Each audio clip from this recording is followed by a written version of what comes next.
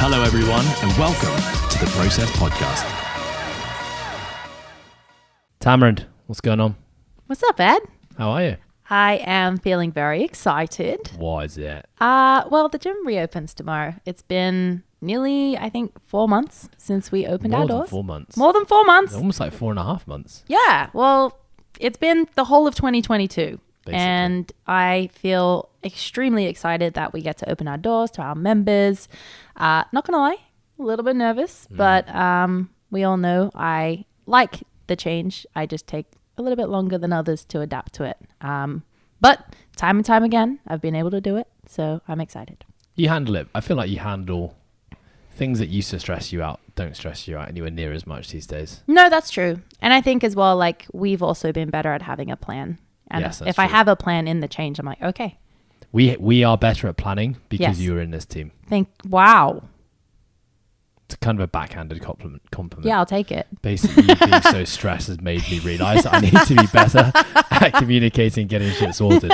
But it helps me as well. It helps everyone. So Good. Thank you for all that. Oh, no worries. How are you? I'm really good, thank you. Yeah.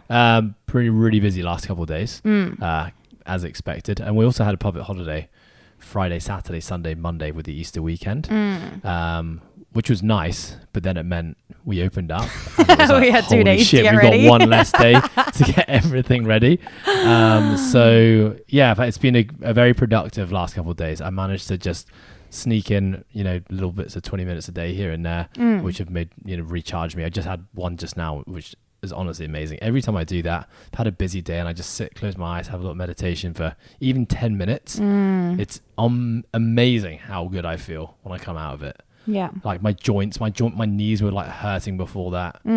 Felt foggy, felt tired, couldn't really concentrate. Just a little 10 minutes, opened my eyes and felt energized, almost like I had a little nap. Yeah. Awesome. But also very excited as well to open. Been a long time. I thought this little cleanup was going to take us like 5 minutes today, ended up taking us like hours.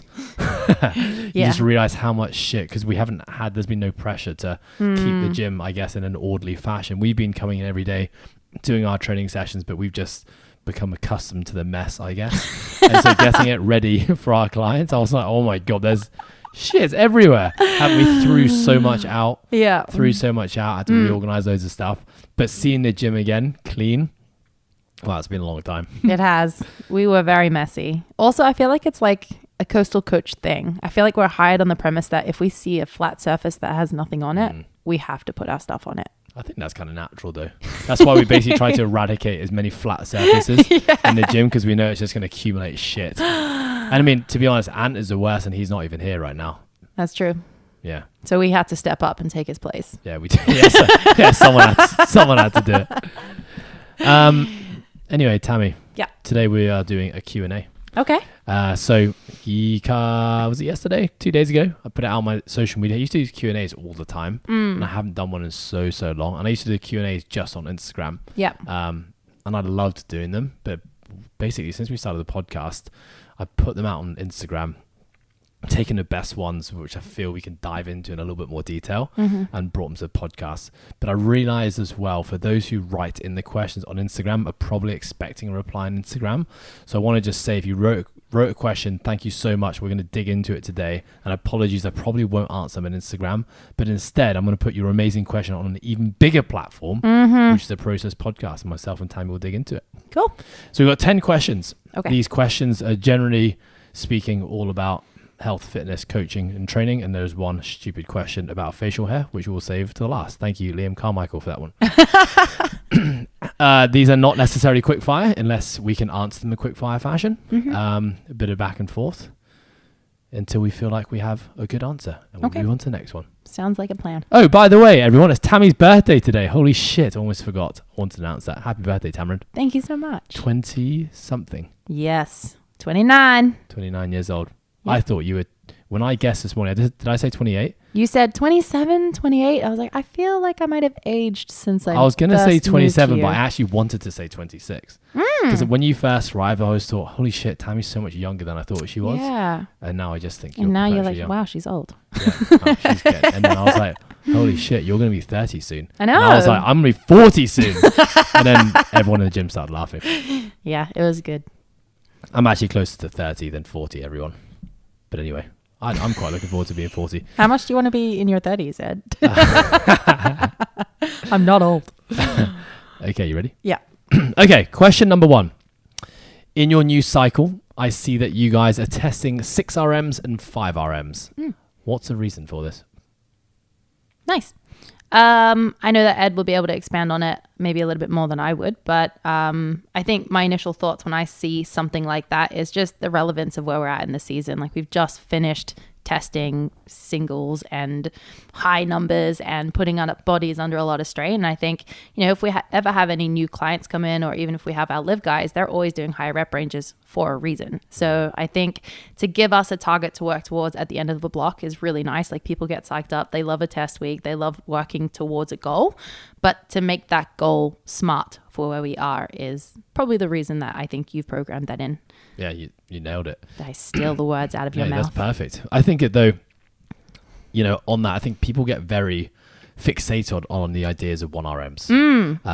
And 1RMs, to be honest, people test 1RMs probably more than any other RM, which means that there's probably more data in the world on 1RMs. True. Which is a good thing, because for lots of people, it allows them to be comparable and know where they stand relative to their field of competition. In the sport of CrossFit as well, we know typically they lean towards testing 1RMs more. And on your CrossFit Games profile, what do you have? Your 1RMs for the world to see. With that said, in the quarterfinals last year, we tested a 4RM. So they're thinking a little bit more outside the box. In the first event at quarterfinals this year, it was a series of 1RMs. But with that said, like you said, we like to use rep maxes if we are working towards, let's say, a repetition max in a training cycle to inform and dictate where the training is going to go for that cycle. Yeah. And it's really important that we put that out for the world to know, because for all of our athletes who are following the program, it's nice for them to know in 6 weeks' time, we're going to be building to a 5 rep max. So then the training that they see in week 1, which might be, let's say, 3 or 4 sets of 10, that now makes sense. Okay, so I'm going to start this cycle with 10 repetitions, and then probably over the next 6 weeks, we're going to see some reductions in repetitions and it increases intensities, because by week 6, I know I'm going to be testing to a 5 rep max. And so 5 reps might just be an arbitrary number. It could be like you said, we do 6 RMs. We're testing a double dumbbell overhead press 6 RM this block. We're also testing a dip 6 RM this block. And those numbers have kind of not just been plucked out of thin air, but like you said, the start of the season, we want to be focusing on, generally speaking, higher repetition strength work or strength endurance. And over the next 9 to 12 months, we'll be reducing those repetitions till eventually, probably just before the CrossFit Open or the CrossFit season next year, we'll be spending a little bit more time doing 1 rep maxes. Yeah. And it also ensures that, like you said, we're not just beating the body down, beating the nervous system down by doing heavy singles all year round. Anything to add on that? No, I think that's great. 1RMs are overrated. Yeah, and I think also just, the amount of the amount the nervous system needs to be recruited to really express a 1 rep max. It's like a do or die lift. Like if you really want to properly test your 1 rep max, you need to throw everything at that, absolutely all resources, if you want to get an accurate. And I think for most people that they've just got other things going on in their day and their lives, they don't really want to be allocating all their resources on that day to that 1 rep max. So by testing things like 5 rep maxes and 6 rep maxes, it still allows you to kind of guesstimate where someone's 1RM might be. And there's plenty of formulas and percentages out there that you can use. I know that WhatUp, our programming software, actually predicts people's 1RMs based on every lift they do. So if you do a set of 8, it will predict what your 1 rep max might look like based on the percentage. So yeah, I think that's good. Last thing I'd probably add to it is not only that, but we aren't trying to replicate what other people are doing. We're not going to just test 1 rep maxes because that's what everyone else is doing. We think about the longevity of the athletes that we work with and that we have under our belt. And it's our goal to be able to teach them the right way of training so that they can stay healthy and safe. So yeah, I guess that's a huge part too. Nice. Great question. Okay, question number 2. What are good workouts to test your strength and weaknesses in CrossFit? So I guess what this person is asking is if you could design a bunch of tests which would inform the athlete or the coach whether this person is good or bad or has strength and weaknesses in the sport, what would those tests be? I think I'll start by just saying the first thing we need to define is what level of CrossFit are we referring to? Yeah. So let's say for the individual who wants to take part in a scaled competition on the weekend where they have to do 3 workouts, maybe even like in a team format, in which case we know that the things that will be tested most likely in that format are going to be probably lower skill, lower strength, lower complexity, and you probably need to be just good at the basics. On the other end of the spectrum there, you may look at someone who is striving to get to the CrossFit Games, in which case you need to be good at absolutely everything, every discipline, every skill set, even the things that you don't think you're going to have to be good at, you need to be good at. In which case the definitions of what the tests need to look like to dictate whether someone is capable at that level will be very different to the person who wants to do 3 events at a scale competition. I think that's the first thing. Anything to add on that? No, I think you're exactly right. It's like, what are the prerequisites for the level that you're looking to be competing at? And then how would you define being competitive? Is it like just showing up and being able to complete the workouts? Or is it like, I want to be in the top X percentage of those people? It's a very difficult question to answer, I think. I mean, if we take the CrossFit season as an example, we've essentially got, for most people, got 3 stages. We've got the CrossFit Open, 4 stages, the quarterfinals, the semi-finals, and then we've got the CrossFit Games. Yeah.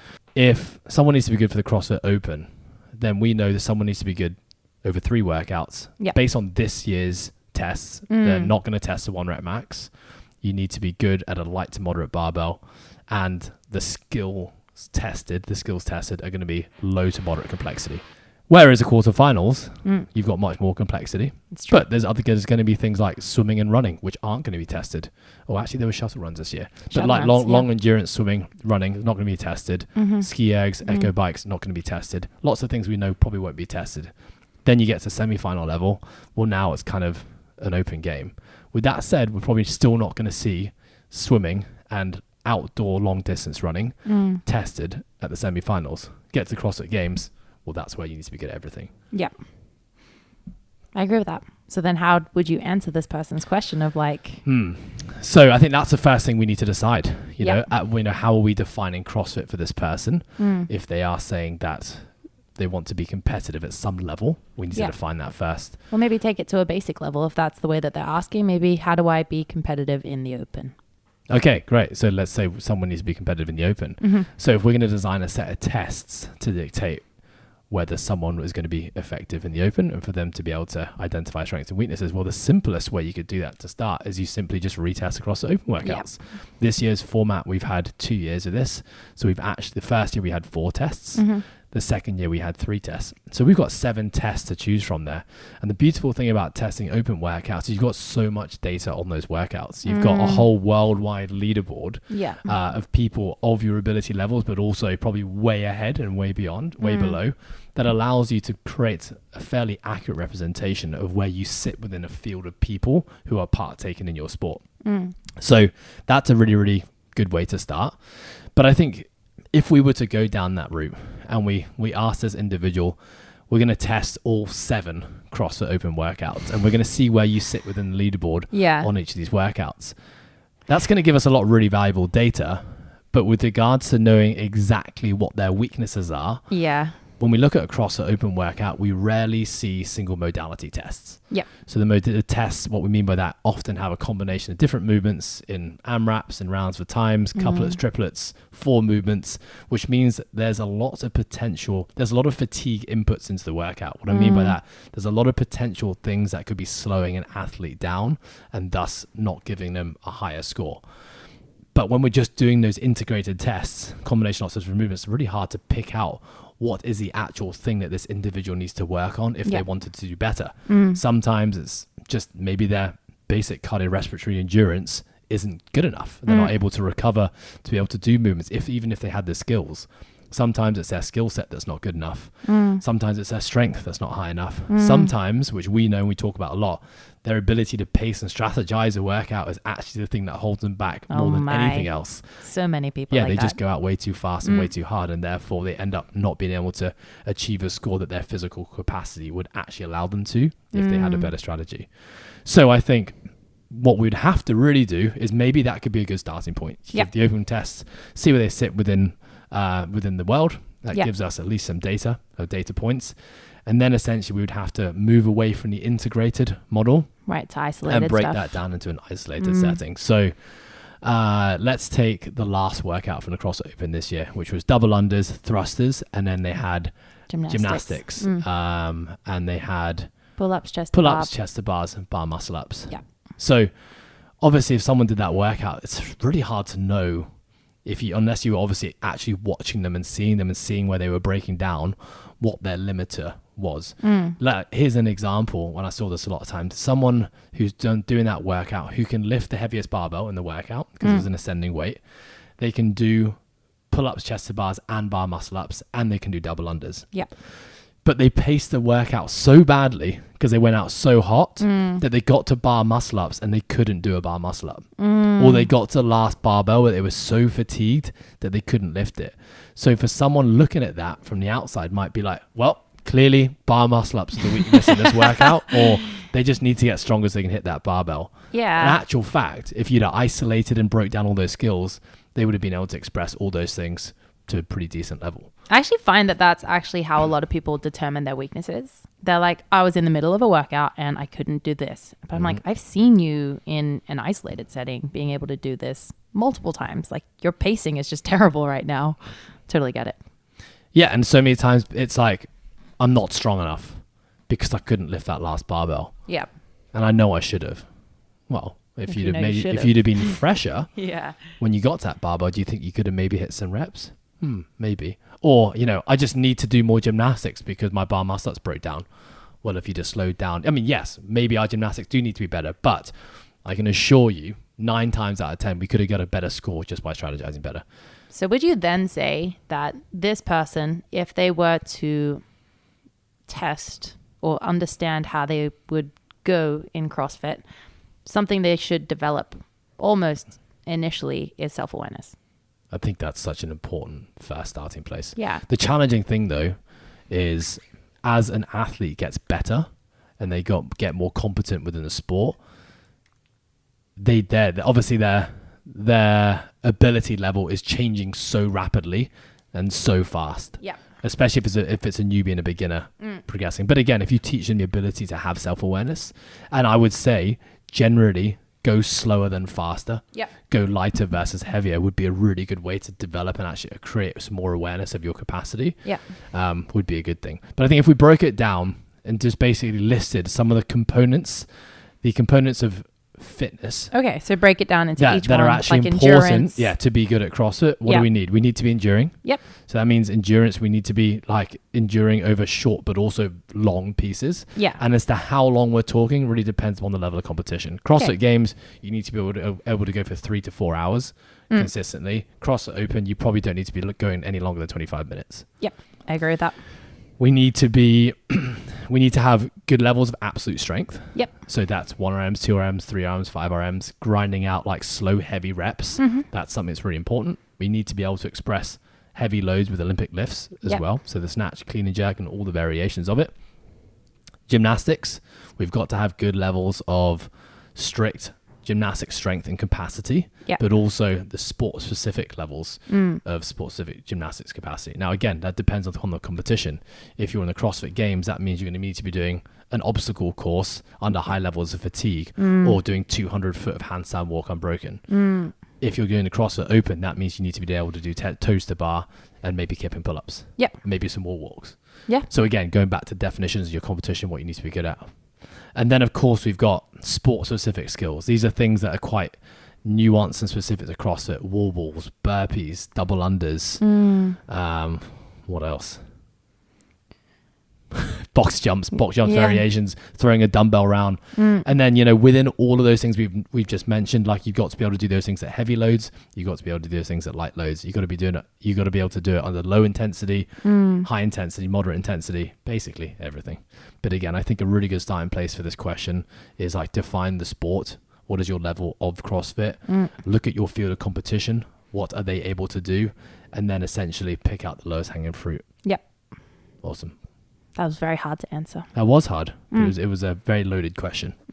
Good question. Question 3. Yep. For an aspiring coach, where did you learn most about movement work?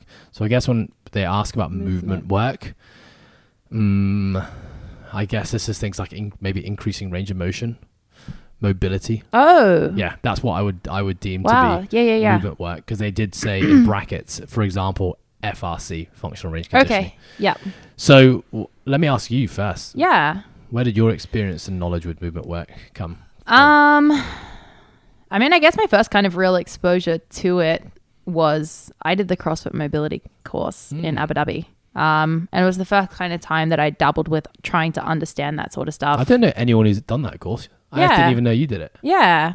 Also, what do they teach you? Yeah. Okay, next question. Now, what did they teach you? What is the contents of the course? The contents of the course were just going through from like, this was ages ago. It was like when I first got to Abu Dhabi, but like I remember going through like different things with like the lacrosse ball and different things with a foam roller and different things with bands and different stretches you could do. I think Kelly Starrett was quite heavily involved in building the mobility course, I believe. I think so. At the time, he was like the reference that I at least remember people saying that like this person is the person that you should look to, and he's the guy that you should go to on YouTube and like find the his things. stuff was awesome. Yeah. It was so influential at the time, and I actually think in a way like kind of saved CrossFitters who were smashing themselves with training, and actually you know, even if a lot of his protocols have been updated in advance, and even he has changed a lot of his protocols since then, but I think it was amazing. This was the first fitness community that were actually investing time in like looking after their tissues, mobilizing joints, improving positions. Yeah.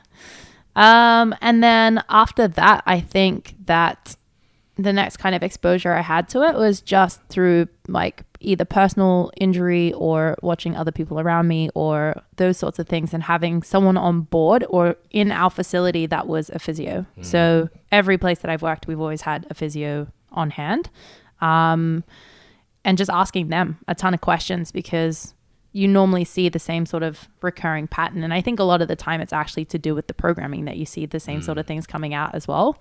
So learning through that. And then when I moved here, it was probably the most practical application, where I know that I think I don't know if we had gone through it in PD, or I think that like maybe even Steve and Sad started to like run more Zoom mobility stuff at the time, because I think it was like the first closure that we had. But it really like struck an interest with me, because I was like, there are so many people that now that I know this, I know that I can help. And it took, I guess, I took on quite a few people where, yeah, maybe I didn't know everything, but I know I'm the kind of person that if I don't know something, I'm okay to ask and look for help. So I know I'd asked you, I'd asked Ant, like how I take people through different like mobility tests. And if you guys didn't know the answer, I would go on YouTube, and if I couldn't find it on YouTube, I'd try and read like documents online. And through that, I kind of built my own library, and then got to use people as like a trial and error kind of thing. Because there isn't like this specific, hey, if I give you this, it's going to fix your squat. Hey, if I give you this, it's going to fix this. It was like, okay, now I understand the basics of what's required for something like a squat. You need your ankle range. We need some hip mobility. We need external range, like all those sorts of things. I'm like, what is this person lacking? And what can I give them to be able to create a program that's going to get them from here to here? I guess, yeah.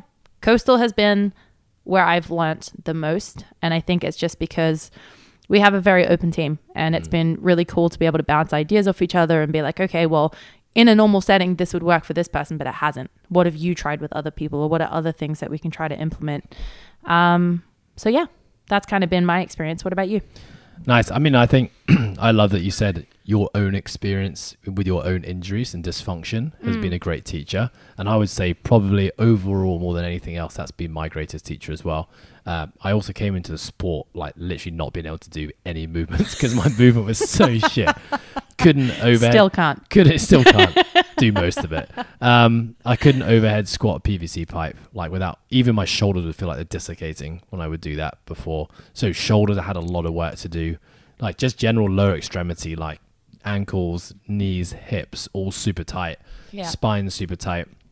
And so my own movement exploration within that was a really valuable teacher. I had many really great resources along the way. Obviously, I had a coach with Training Think Tank, Kyle Ruth. He was my coach for 7 years. I think Kyle had never worked with someone as broken as me. Never had an adaptive athlete. It really forced Kyle to expand. And I was kind of, I was very new to the sport still. Yeah. I wasn't really sure how to really approach a lot of my dysfunction. So he was a massive influence on me. That's and cool. did loads of research and had a great team that he could feed ideas off, and I was kind of his guinea pig for a lot of the movement dysfunction stuff. And a lot of that stuff actually is what got me very into things like stress management and lifestyle, because I realized a lot of my dysfunction was coming from too much stress, not enough sleep, and basic inflammation. And so I guess my own dysfunction has been the catalyst for me then searching for things like courses. So I was really, really lucky to do this private workshop. Ant was a part of it as well with Ido Portal. Oh, and the this movement was, yeah, specialist. This was before we'd opened up a gym. So this was probably 2011 or 12. This is before Ido Portal became Ido Portal. He is now. Didn't even really have like a Facebook following or anything. He was had become good friends with one of Ant's clients in Hong Kong, and she was raving about this guy called Ido, and he had a team here, and he was doing private PTs for those who could afford him because he was really, really expensive. And he was from Israel, and his team was going to be in Hong Kong for a few months. And she basically said, I'm going to organize a private workshop for you guys with Ido and his team. And so it was myself and Ant and two of our other coaches, and we booked out this private studio for a day, and he just basically taught us all this stuff. And it was it blew my mind because his approach to movement was so out of the box at that time, basically saying don't put any limits on your body. You can achieve amazing things. Here are tools to do it. And he was a Charles Poliquin, a big Charles Poliquin guy from back in the day, which is a lot of where my education started. So it wasn't like it was wishy-washy woo-woo ideas of what you should do. It was linear progressions. A lot of end range stretching or loaded stretching, a lot of explorative movement work. So I went through a big experimentation with my own movement work after working with him. I'm just imagining this brick not really moving. Basically, what exactly it was a very small brick, not moving very much. And then he basically, the following weekend, he ran one of his movement seminars. So he invited us down to that. So he got almost 3 one-on-one days working with Ido Portal. That's pretty cool. That back in the day was I look back and I'm like, wow, what a privilege that was. And how much I learned and took away from that. And principles I still use today all the time. Ido Portal was a massive one. The FRC seminar was really cool, functional range conditioning, that talked a lot about pails and rails and joint rotations, which is a daily practice I've been using ever since. That's been 4 years now. I really haven't skipped a day. That again, working with amazing physios, lots of different physios online, in-house. We have Eleanor with Body Shadow, who's amazing. I've worked with other great physios in Hong Kong. So yeah, I would say those are probably my biggest influences. I'm trying to think about the Strong Fit guys. Actually, I did the Strong Fit seminar and the Coaches Week a few years ago, and actually they had some really cool principles and protocols and things like internal torque, external torque, activation of tissues. That helped a lot as well. I mean, and even recently, the N1 education stuff that I've been doing, I've been sharing a lot with the team, which is all about actually correct and proper execution of muscles, tissues, and exercises. That is indirectly movement work. I guess it's movement work, I guess, is anything, isn't it? I was gonna say, actually, probably the biggest thing that I've taken away recently is how to prescribe stuff to then prevent people from having to do that movement stuff that initially we thought we had. It was just because the programming wasn't right for them. And now we have ways to build musculature around things that need musculature and to help them fix I guess their patterns and stuff like that. So that's been super cool. Yeah, I think before, and this is massively off tangent, but fuck it, we're gonna go with it. Yeah, let's but do it. we definitely had an approach, and like I think most physios and trainers do, which is treat the small stabilizer muscles first. Yeah.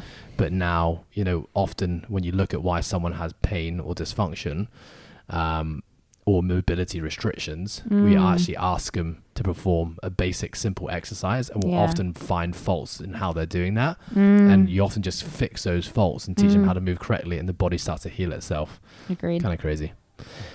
Cool. Should we move on? Yeah. Okay, next question number 4: percentage work versus feel or auto-regulation for group style CrossFit classes. So let me expand on the question. Okay. What this person is asking is, when you're prescribing strength style training to a CrossFit class, do you prescribe set loads or percentages? Or do you ask people to kind of go by feel and self-regulate their loads, which would be like build to a heavy set of 4 for the day, leave a few reps in the tank? You want to go first? Sure. Okay. So when I think about it, I think it really depends on the group of people that you have. If I was a CrossFit gym owner and I had 6 to 8 members turning up to the same class every single time and I knew them by the back of my hand, I could probably lean towards doing more percentage stuff. But I think for the most part, in a lot of gyms, you have a lot of classes running in a day. You're running the same workout across the day. You have new people, you have experienced people, you have all these different things. Percentage work can work. I definitely see the validity in it. But I also think with the sport that we're in, we aren't doing something like, okay, let me just use powerlifting as an example, where you have your deadlift, your bench, and your squat. And you know those are the only things that you're hitting. And you know that remains consistent week to week. And you know that in your training week, nothing much is going to change. CrossFit, there is much more change and variety. It doesn't mean there isn't progressive overload, but there's also the implementation of so many other movements and muscle groups and other things that come into play that by the time you get back to your squat session or your bench session or your lifting session, there's different fatigue there. It's not the same setting as the time before. And then of course, like we speak about the things that come outside, like how stressed are you and all those other things. I think that unfortunately with percentage work, I like it because I'm so number based and it would be amazing to have that. But I think at the same time, it depends how your athletes would ride that. Like some people get super disappointed if they can't hit their percentages, or some people don't have the self-awareness to be like, actually, I shouldn't be hitting this for today. So by giving them the chance to go by feel, it takes out the pressure of I have to hit this number. It's like, what feels good for today? Nice. I mean, the concept of self-regulation is basically saying we're going to give a general intention to the client, but we're going to let them pick a load that feels good relative to everything that's happening in their life. If you had a really stressful day outside the gym, maybe today's not the day to go heavy, maybe pull back a little bit. If everything outside of the gym is aligned and you're feeling fantastic and great, then by all means go for something heavy. And percentage work is, like you said, basically you're prescribing a certain load that someone might hit, or we want someone to hit. And like you said, I think often people will follow a percentage-based program and be ignorant to what's actually happening to their body and what their body actually needs. I think with a group program, another thing that really depends upon is like the training age of your athletes. If you're working with a really, really experienced bunch, you've got a high training age, been training for a really long time. When I say really long time, I mean like consistent resistance training. Then percentage-based training could be a really accurate approach because it's also more reflective of their actual capacity. We know that, for example, prescribing an 85% to someone who's brand new to weightlifting is not going to be really like an expression of absolute strength, because there may be a skill limiter, a motor control limiter, or they haven't developed the nervous system capabilities to actually express heavy loads. So generally speaking, with newbies, beginners, percentage works regardless of the environment, whether it's group or individual, isn't really a good prescription. The more advanced the athlete is, the better. The more effective it is. And I think the next thing as well, like you were just alluding to this, within a group, you could have so many different ability levels, and which makes percentage-based work really challenging. Because let's take that example. You've got a mix of high training age and low training age athletes. The percentage work could be really appropriate and give the exact dose response that you're looking for half the group, but could give you a really inaccurate dose response for half the group. So this is where having defined prerequisites for your training groups is a really powerful tool. So for example, if you have clearly defined prerequisites for a training group, which says you must be able to squat X number of kilograms for one rep, or a percentage of your body weight, or whatever it is, but at least you know everyone following this program, the minimum ability level is this, and the max could be whatever. So that means when you prescribe a percentage, you know that for 95% of the room, you're going to get the intended dose response, which is good. But if you don't have those prerequisites and it's just an open program for everyone, then it becomes even harder to prescribe it. I think as well, like the quantity of movements that we're testing you would need to have your 1 rep max for every single one of those to be able to even do your percentage work. And then your percentage work is based off numbers that probably were accumulated, because we can't test those all at once over different periods, which means like everything's changed anyway. So I feel like it's a very complex way, at least within CrossFit as a sport.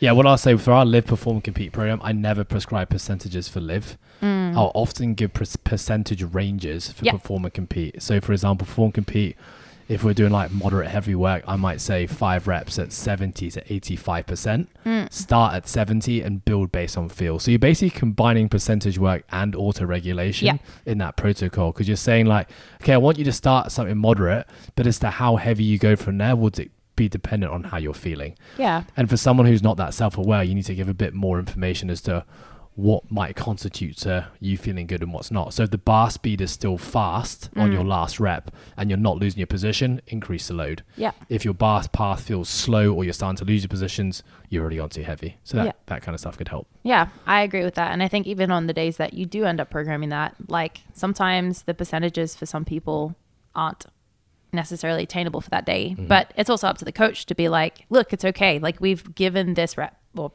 this prescription of this range. Don't go past the max, but you can go under the lower number that we've prescribed. Like that's fine. Just go by feel. So again, like you said, you can tie it into the same thing. But I think like one definitive number makes it quite tough. Agreed. Nice. Okay, moving on. Question 5. Your thoughts on using CrossFit or functional fitness as a supplement for another sport? What's the sport, mate? It's the first question I would ask as well. I think we have to define what the sport is. We actually have to define 2 things here. We have to define what the sport is and what do you need to be good at if you want to excel at the sport. Yeah. And the second thing we need to define is what is your definition of CrossFit? Yeah. Because we know that the definition of CrossFit varies from athlete to athlete, from coach to coach, from gym to gym. There is really no one way to prescribe CrossFit. So as an example, we may see some CrossFit programs be heavily biased towards more metcons and endurance. Right. We may see some CrossFit programs more heavily biased towards strength and weightlifting. We may see some more biased towards movement and gymnastics work. Yeah. And so I think we need clearer definitions there. But generally speaking, if someone's goal is to excel at another sport, then just like we talked about in one of the previous questions, which is what do we need to be good at for CrossFit, we need to ask the athlete or ourselves, what do we need to be good at for that sport? Yeah. So if we take something like rugby sevens. Okay. For rugby sevens, what we need to be good at, we need to be working stop-start, but at a pretty high intensity for 7 minutes straight. Yeah. And then we need to rest about 3 to 4 minutes and do it all again. And we need to do that multiple times within a day, because sevens is never just a game, it's a tournament often. And in terms of what that 7 minutes of work needs to look like, you need to be doing a bunch of up and downs. You need to be running slow, moderate, and fast. You need to be hitting contact. You need to be lifting heavy objects. And so that, for me, if that is the sport that I need to be good at, what does the training need to look like for me to be good at a sport? Well, I think there's going to be aspects and elements of CrossFit in terms of movement selection that would have validity to help a rugby sevens athlete. Yeah. We need to be very specific with the time domains that we're training and the level of intensity. For example, it doesn't make sense to be doing, well, in fact, every form of energy system training could have validity for a sevens player, because they need to have a big aerobic base, but also need to be moving short and fast. But I think at the end of the day, the biggest takeaway is, and I think this person was alluding to this in the question because they said the word as a supplement, but nothing replicates doing the sport itself. So for some, in this example, in rugby sevens, spending all your time in the gym doing CrossFit to get you better at sport has merit up until a certain point, but at some point you just need to spend more time doing the sport, which is doing rugby 7 style training and games, and doing less in the gym. And don't get it backwards by thinking that the gym is going to be more important than the sport, because at some point it isn't. Yeah, I think that's good. I think the supplementation, is that the word that I'm looking for? Yeah, that would probably benefit a lot of people. There's a lot of structural balance stuff. So is that necessarily CrossFit itself? I think if your sport looked similar to CrossFit, like you said, but the time domains and what's demanded of the body, sure, that could be an option. But a lot of the time, more like structural balance, bodybuilding style work could be a good addition. Or again, it depends on like how many training days you have and what the strength and conditioning coaches are already giving you. Like, it does become quite difficult. And I think another thing is what we have to talk about the athlete as well. Yeah. You know, if someone wants to get, let's use a rugby sevens example, Okay. because we've defined what the parameters of the sport is. If someone wants to get better at rugby sevens and they've never done any form of strength and conditioning at all, ever, then doing any form of strength and conditioning is going to make them better at the sport. Yeah. So if they step foot in a CrossFit gym and they start doing CrossFit 3 to 4 times a Hell week, yeah. they're probably going to get into their first season of rugby and be like, the next season of rugby and feel amazing. But it doesn't mean that it's necessarily the best option. And we know that as someone's training age increases, their specificity needs to increase. So their training needs to get more specific as they mature as an athlete. So I think, you know, the other thing we need to think about there is who's the athlete and who we're working with. So it can be used as a great supplement, but it needs to also be tailored to what you need for your specific sport. Yes. And that would come down to, I guess, the coach that you're working with or the gym that you're at and what they can provide. Yeah. Perfect. Good question. These are some great questions. Question 6. Do you encourage your athletes to use any massage tools? Theraguns, Hypervolt, Compex, etc. What do you use? Nothing. What do you use? I use like the hands of someone else. Yeah, no, just physiotherapy for me. Yeah, I've used all these things. Yeah. So I did have a massage gun. In fact, I do still have a massage gun, and it's actually a really good massage gun. I think it's called the Theragun. Theragun. I think that's Theragun? that's a popular one. Yeah, I mean, it feels nice. It's smooth. It's really rigid. Sorry, not rigid. It's really what's the word? Doesn't feel like it's going to collapse when I put it on. Sturdy. The battery lasts a really, really long time. You tested it? I have, yes. And I'm still alive and it's still alive. Wow. So I've tried all of them, to be honest. I've tried scrapers. Yep. I mean, I still have a box of mobility tools at home. Foam rollers, like rolling sticks, lacrosse balls. Okay, yeah. So foam roller. I actually get on the foam roller every morning just to try and open up my thoracic before I get into my cat cows. Doesn't work.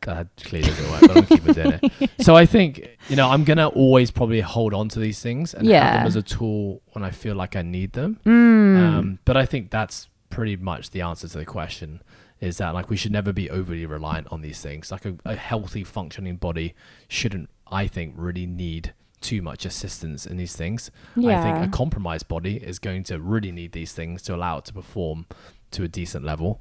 But I'm probably always going to lean towards different methodologies. Like, for example, if I can't get to a physiotherapist, then maybe like the Theragun is going to be a really good option to give me some form of release. Well, something's better than nothing, right? Exactly, yeah. And I think a lot of the time it also, I guess it depends, like you said, on like what's happening with their bodies. But I know for our clients that have been working from home, I've got one of my clients specifically that I can think of that their hips are just extremely tight, and they know spending 10 minutes on a ball each day actually makes the world of difference. So I see the validity in it for sure. If they're not able to move around or do anything that they normally would because they're stuck to their desk, that's perfect. I don't know. Ant's really into like that sort of stuff. Like he really tries a lot of different recovery protocols and implements them. Like he'll get me to cup his back, and then he gets his like massage therapy. Then he has a Theragun. Then he has a scraper. Then he has a this. I think sometimes for him, like it is a case of like a placebo, and he like likes to think it works, and because of that, it does work, and therefore it's worth doing. And there it's worth, it's worth doing.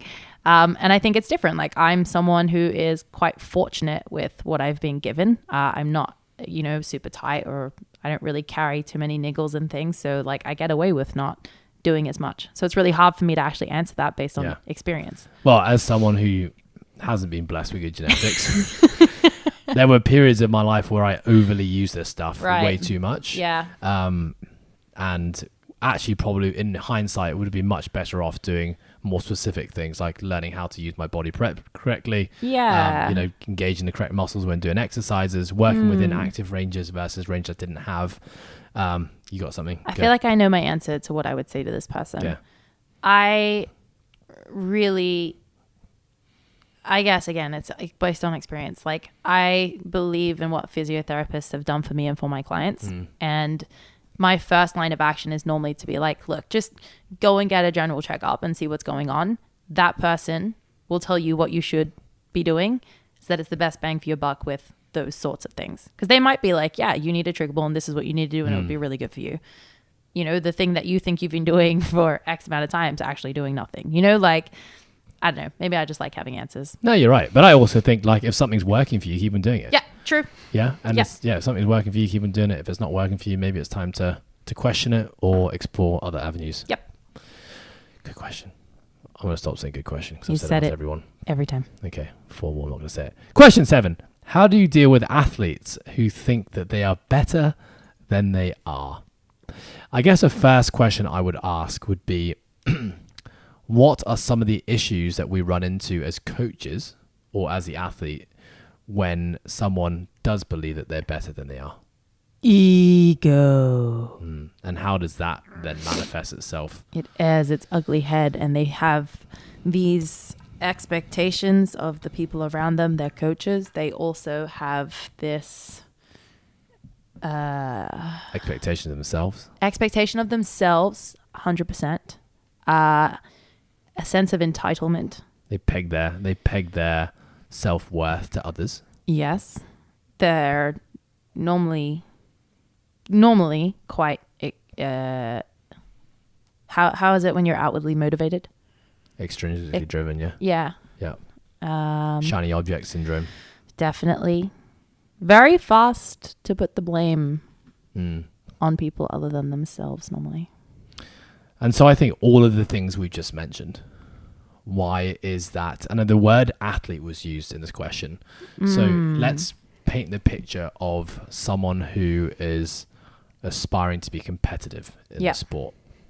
All of the things we just talked about, why are those negatives in allowing this person to be the best version of themselves in the sport?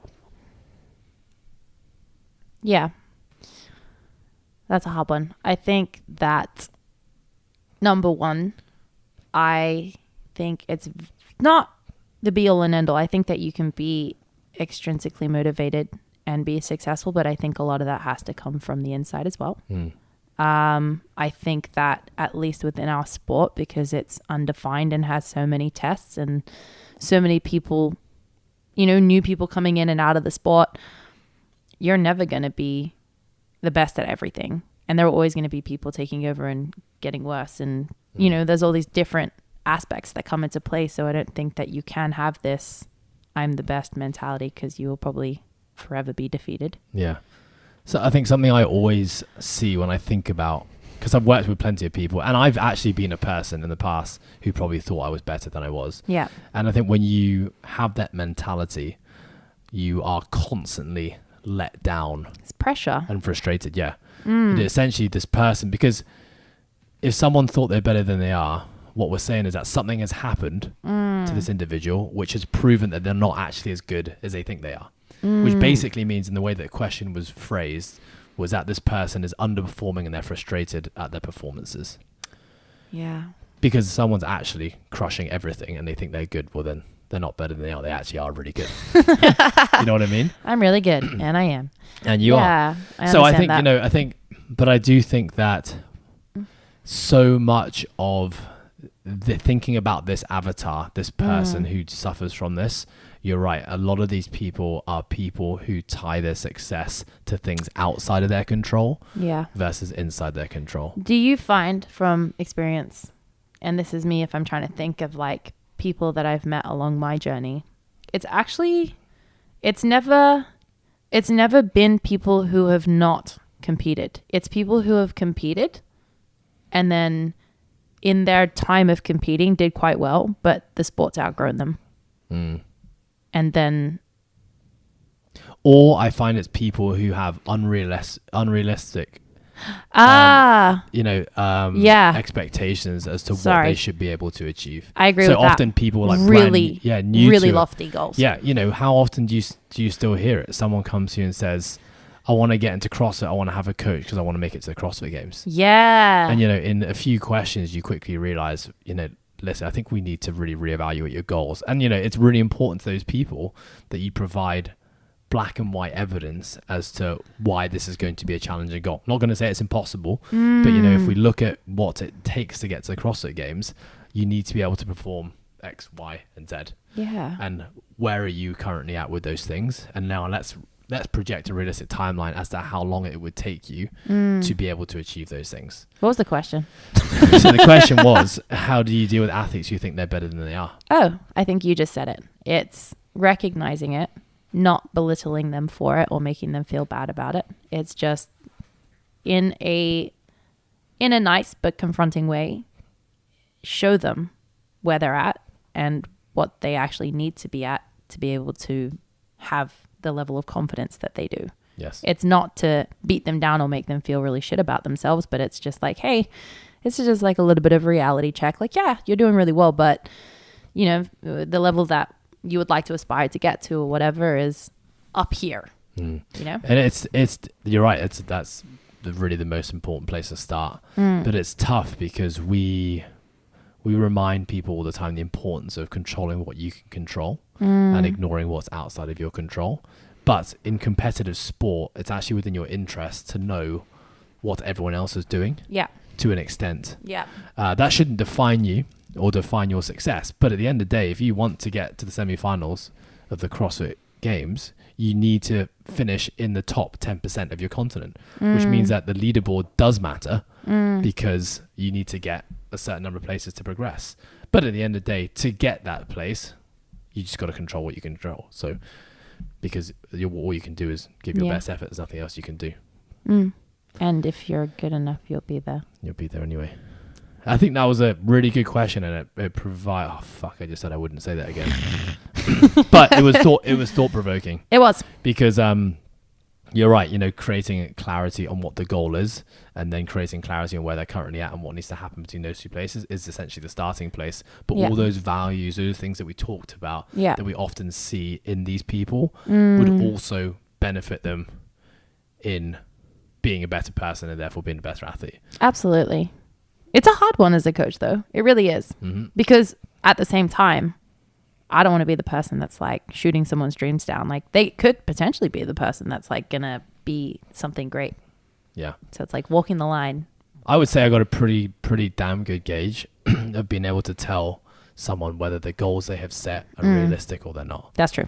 Yep. You know, you just know based on their age, based on their current levels of ability, based on their current restrictions. You know, even if someone surprises you as to how fast they progress, you still know whether that something is maybe attainable or completely not attainable. No, you're right. But it's so important to have that conversation at the start, because if you don't have that conversation, you know, you're going to string along this person for however long, and eventually that is going to be a dissatisfied client because you're not going to deliver on your goals. Nice.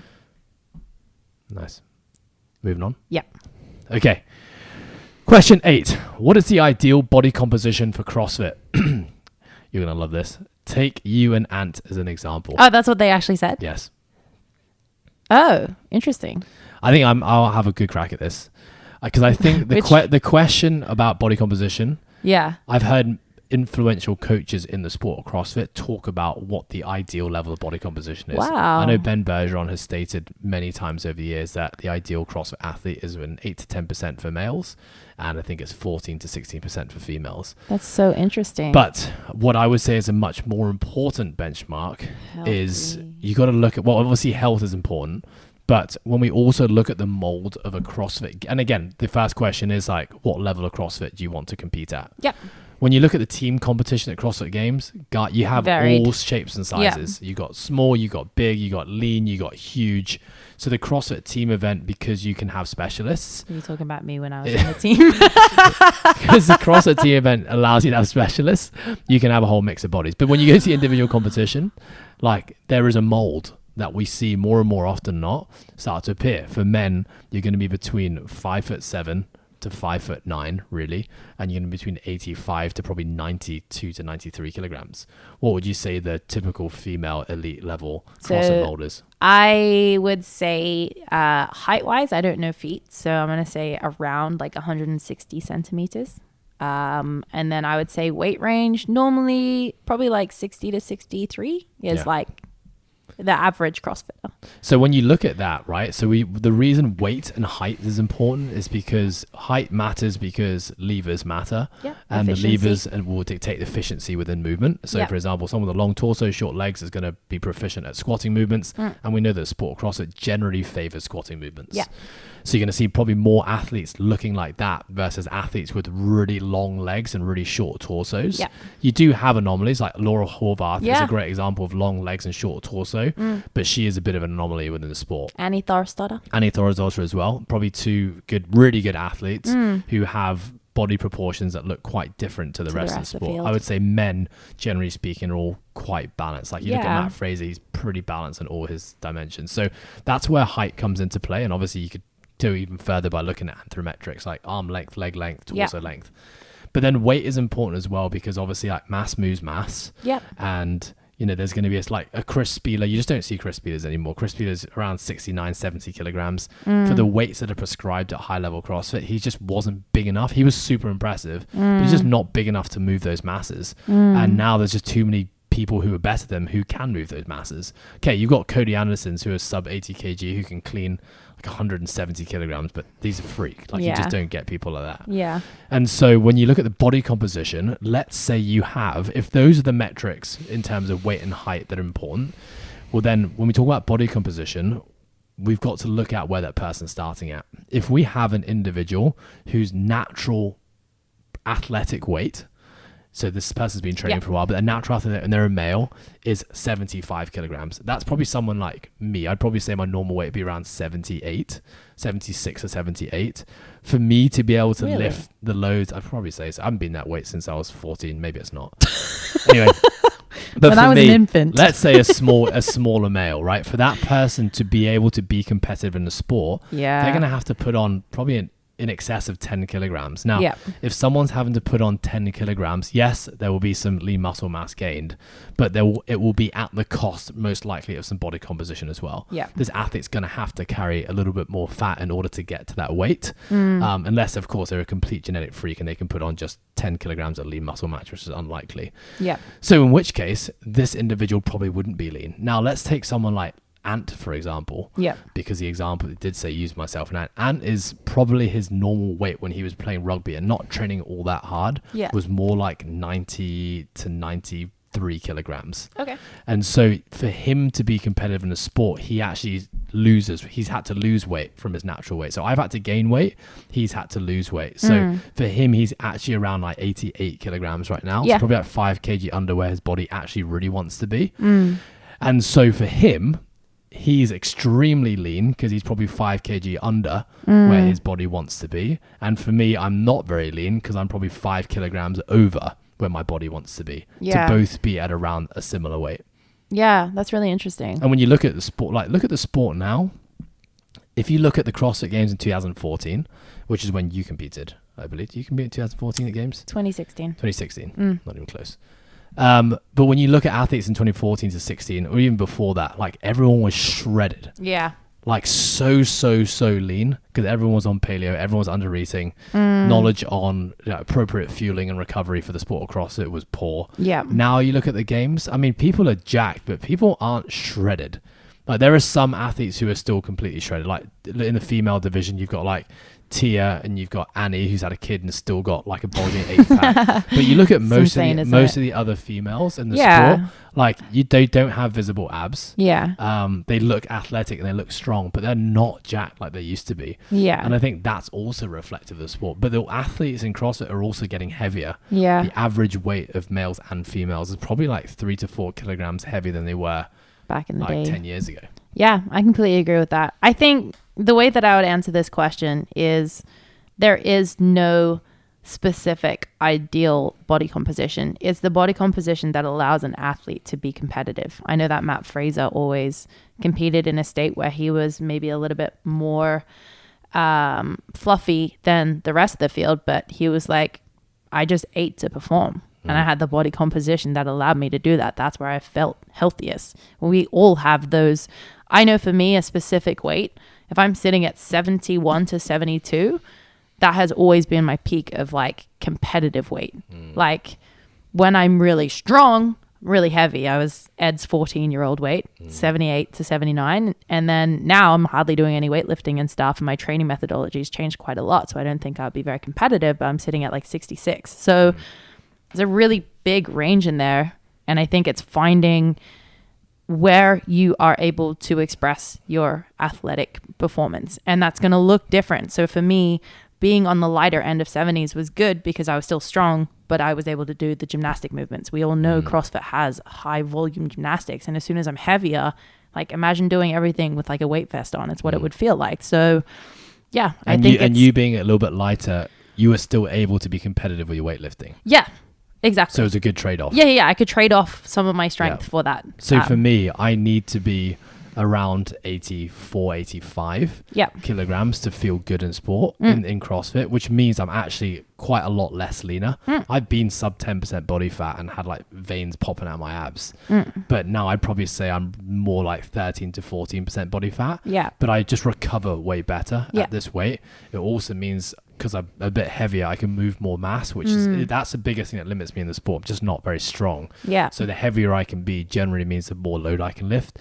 And that means I actually have to sacrifice a bit of my gymnastics by being a bit heavier. But overall, on the average like score, how can I be average at everything, it makes me right? better on the leaderboard. So I agree with that. I think the cool thing that I've seen in the sport is the awareness of that now, because I think that when I was coming through the sport, I was pretty lucky. Like I didn't really care what I look like, and I didn't even honestly realize I was as heavy as I was, like I didn't know all of that.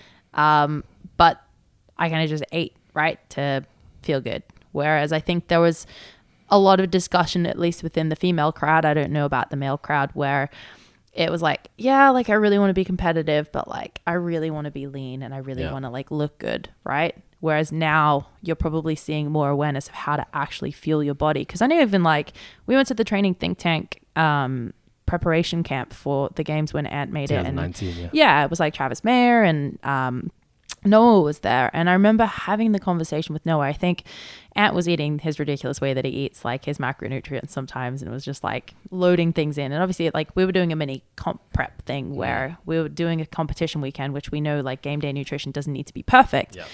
But I think Noah saw how much like shit Ant was eating and was like, dude, like, how do you do it? And like, then they started talking about the quantity of food that they were eating. And I'm pretty sure at that stage, Noah was eating less than what I was being prescribed to eat. And I was like, you're a man. And he was insanely jacked. Yeah, you're a man. And like, you do so much more training than me and you're lifting so much more and you have so much more muscle mass. Like, you should be on way more. So yeah, I mean, I'll shout him out.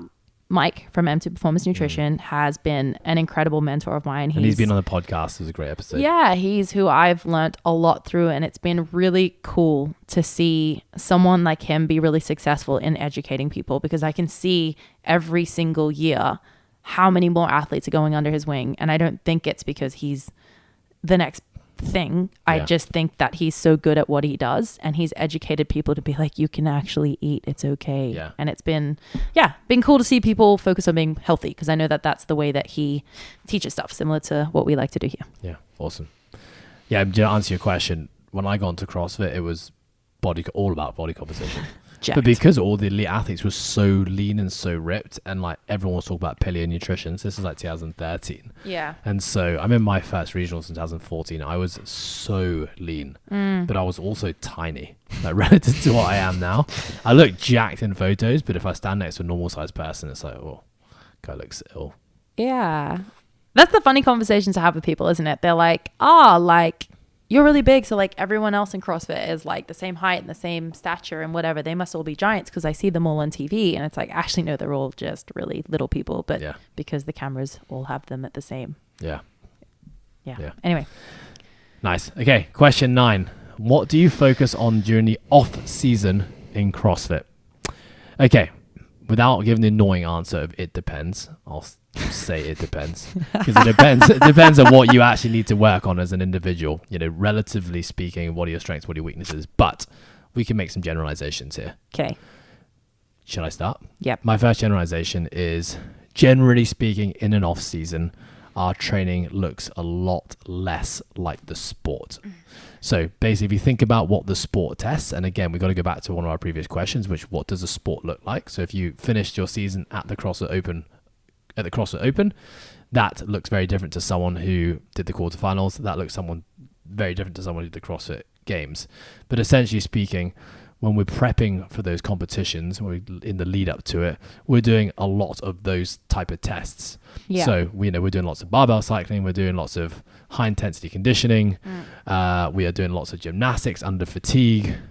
We are not doing very much isolated work. We're not doing very much slow time and attention. We're not doing very much movements or skill work in isolated settings. Yeah. We're not building really long, slow capacity with endurance work. So essentially, all those things I just named is kind of what we want to do in our off season, because the off season is a time for us to repair and regenerate and rebuild from the damage and the strain we put on our bodies, but also to build the foundations to allow us to express more capacity intensity as the season rolls on.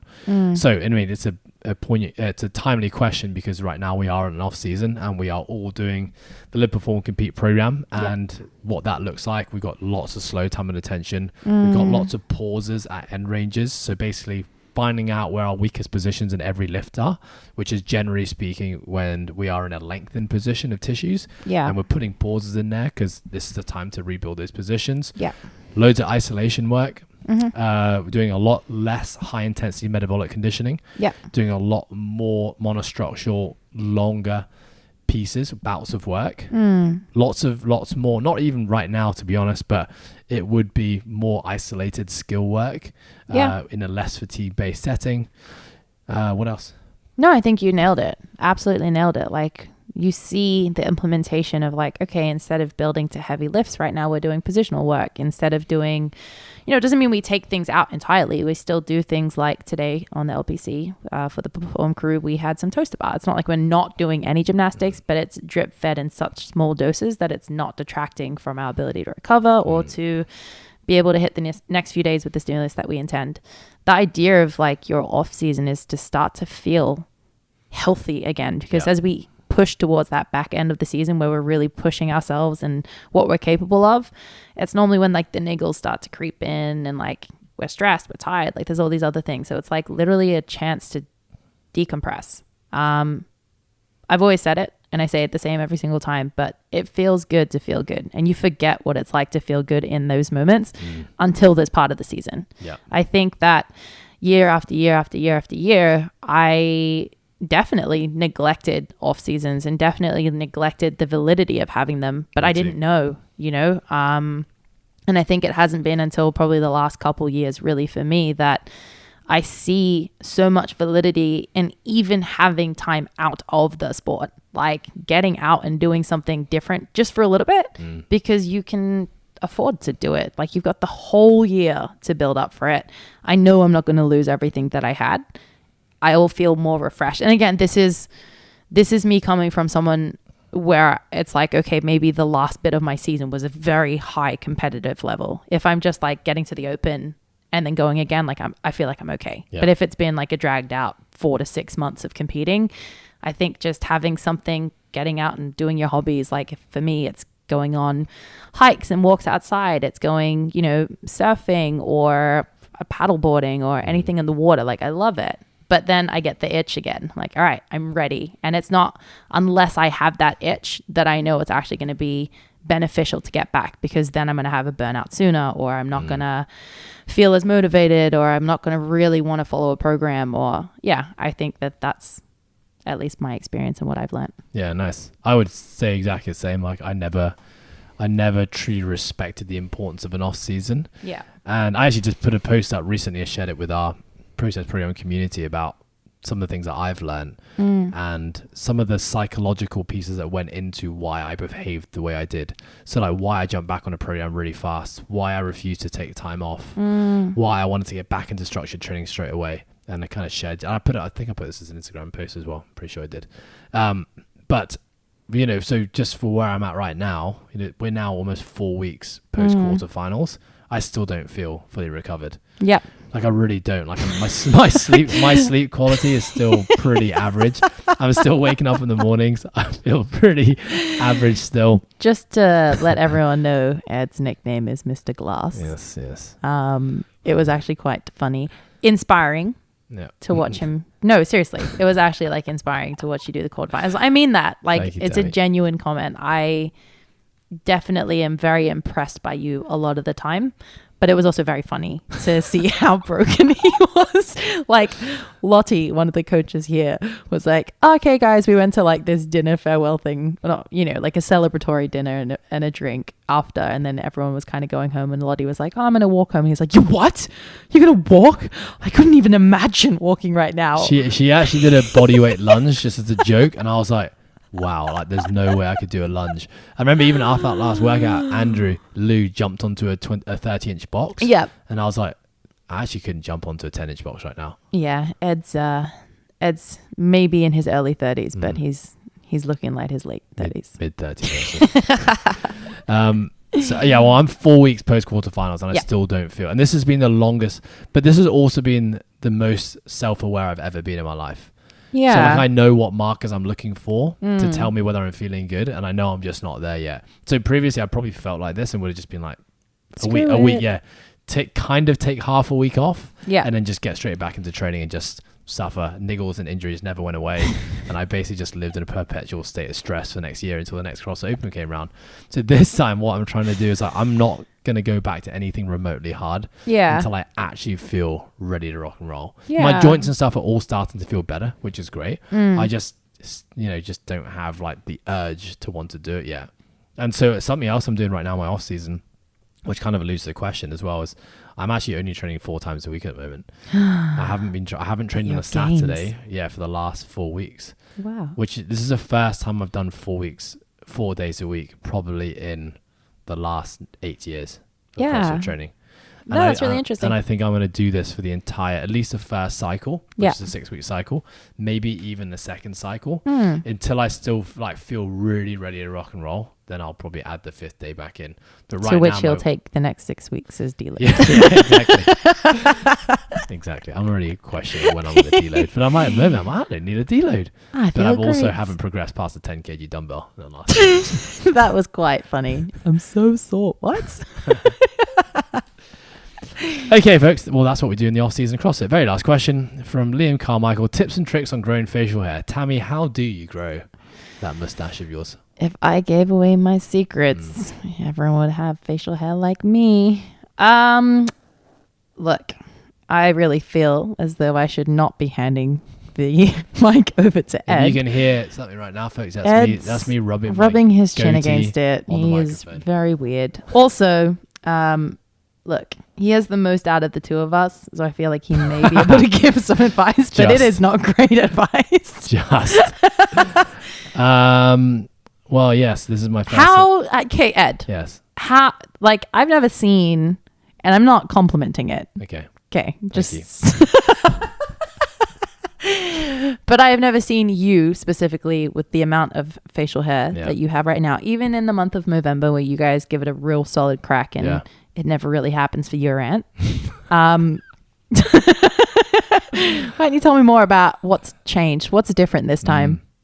I haven't honestly done anything different. I honestly feel though, because November was 6 months ago. Yeah. But I feel like been growing ever since. When we had an isolation period where all the coaches had to stay at home for a week. Yeah. Right. And so in that week, I didn't shave, and I was like, in a week, I was like, I feel like this is already better than an entire month of growth that I did in November. I'm not sure why. And I thought, you know what? Maybe I'll actually try for the very first time in my life, actually just try and grow everything out. Yeah. And it's still shit relative to the average male on planet Earth. So you're like a good for a female, a hairy female? I mean, I always say this is Tammy on a good month. But I thought I'm actually really impressed at what I can grow. I know you are. To be honest. That's why you've kept it. So it's actually really funny. So Johnny, our media man, behind the camera, he obviously uploads all our podcasts to the YouTube channel, and I'm set on by default to the Process Program YouTube at home. And I was a bit sick and tired of my mustache like creeping into my teeth, and my goatee just looked horrible because it was really, really long. Yeah. So I actually had to YouTube how to trim a beard. What was the search I did? I can't remember. I had to basically YouTube like, how do you trim a mustache and goatee? And I ended up watching this video of this guy basically going through his morning routine and shaving it all. And then John comes in, he goes, "Oh, I saw your search history." I'm like, "Oh, what do you mean?" "Oh, you YouTubing how to trim your mustache and your goatee." I was like, "Yeah, I did that." That's me. Yes. Anyway, and I still haven't arrived at a good solution. I'm missing some tools. I need to get one of those blades to like really shape out my mustache. But if anyone else has seen my pathetic attempt and has any tips and tricks as to how I can do a better job with it, I bought last year. What? Don't say shave off. Last year, I actually invested in the Copenhagen Grooming beard growth kit. Yeah. Because it was like spamming my Instagram, because obviously it probably knew that I had no facial hair, and it was like, this guy needs help. The camera saw the dark web. Yeah, every day I was getting this advert, and I was like, you know what? I'll give this a go. So I bought a year's worth, and I didn't miss a day. So every day I'm like rolling my face with this thing that basically punctures holes in your face. It's really horrible, gives you a rash. Oh. And then you have to basically put a balm on. So it's like a simulation thing. Yeah, I don't know. You basically rub it on all the areas that you want. And I genuinely think I didn't sprout one new hair in a year. When was this? This was not last year. They think the year before. Oh, okay. I was like, maybe it's coming through late. Maybe what I'm seeing right now is the effects of what I did 2 years ago. My hot tip was to not be a Haynes, but yeah, that's true. Don't have Haynes genetics, and you'll probably grow a half decent beard. Is a good place to start. Not that you can change that. Was that a good question?